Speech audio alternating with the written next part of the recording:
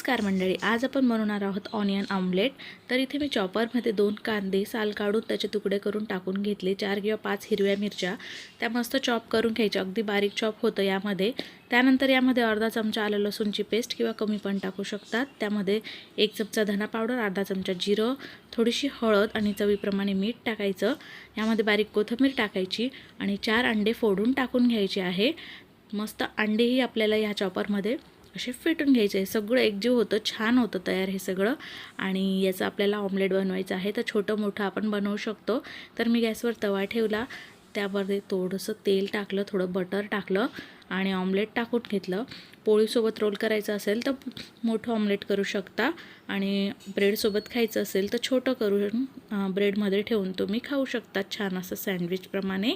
तर इथे आपण ऑमलेट करून घेतलेलं आहे, ब्रेड पण गरम करून घेऊ आणि छान असं आपलं ऑनियन ऑमलेट तयार आहे, ब्रेडसोबत खाऊ।